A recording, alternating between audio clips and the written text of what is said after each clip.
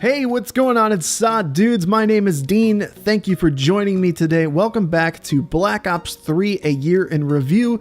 Basically, this is a series we are going to be running over the course of the week where we are giving a grade to Black Ops 3, the things that were good in it, the things that were bad in it, top 5, all that jazz.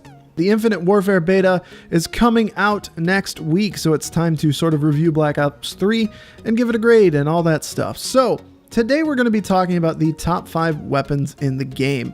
Now, just like the previous episode where we discussed the top 5 maps, it's important to keep in mind that we are not only giving my own personal opinion, but I'm also drawing from the community, seeing what people used in Major League Gaming, the competitive play, seeing what people used in that, what people used throughout the game, what was the most popular weapon, while also giving my opinions on what I really enjoyed.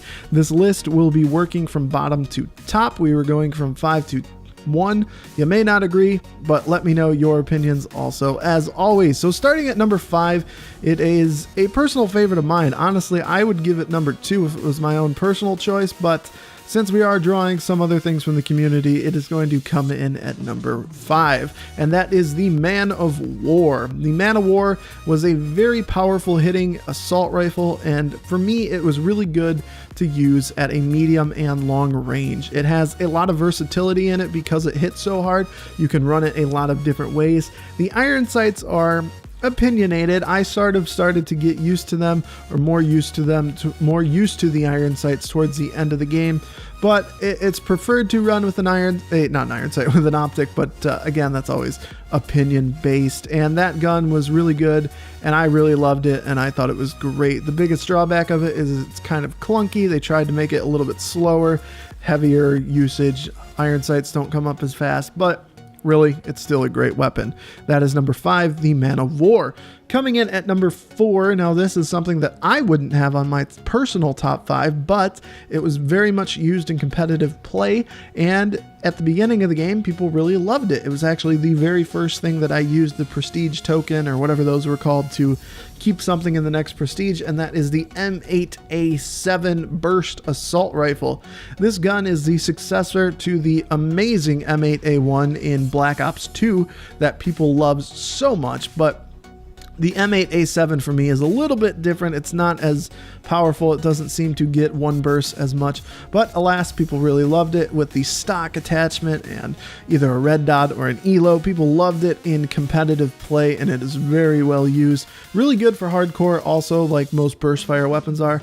I personally prefer the XR2, but because the community used it so much and because it was used in competitive play so much, I thought that we had to include it. So that is number 4, the M8A7. Now, number 3, this is kind of a toss-up for me between this at number 3 or number 2, and I don't know, some people may differ, but it is the Kuda SMG. Now, number 2, when we get to that, we'll talk about, I think those really could be flipped either way.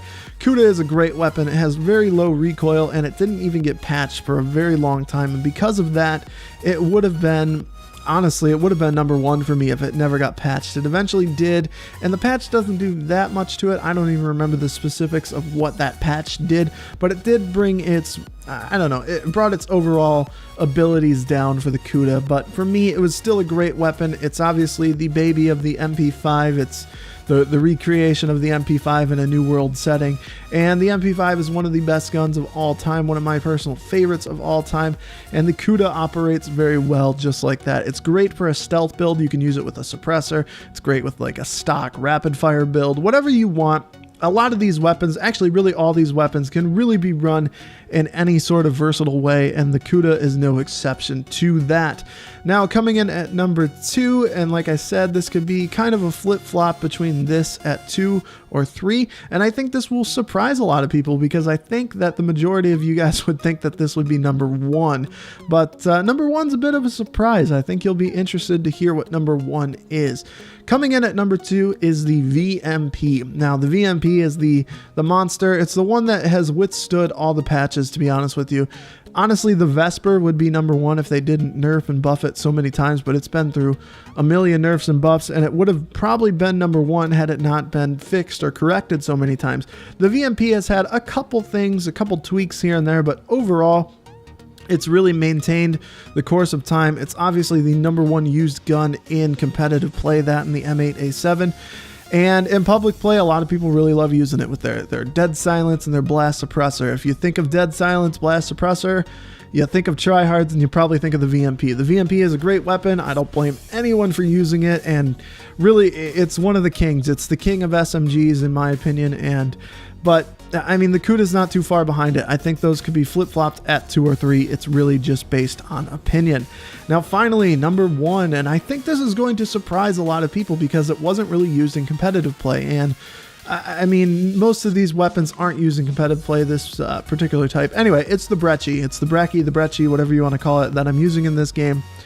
There was a point in Black Ops 3 where I was just using the Brecci a lot with a buddy, and he pretty much only uses the Brecci, and I can see how great he does. It's Dennis, actually. You guys may know him from previous videos. And Dennis isn't a bad player. He's pretty good at Call of Duty, but just the way that the Brecci works, it's really never gone through any patches. As far as I know, it's the one gun that just hasn't been patched, and it's just been amazing ever since. And while it doesn't work at long range, obviously, because it's a shotgun, it's still very, very effective at medium range, and it's great. It's withstood any patches that has, and I don't think it even has had any, and it's just a monster. Brecci is number 1 for me. That's it, guys. You guys let me know your top 5 in the comments below, and yeah, join me tomorrow. We're going to be talking about the good things in Call of Duty Black Ops 3. I'm going to be giving my opinions on what I thought the good things in Black Ops 3 were. So that's it, guys. Leave a comment below. Wow. Bye, guys. Peace.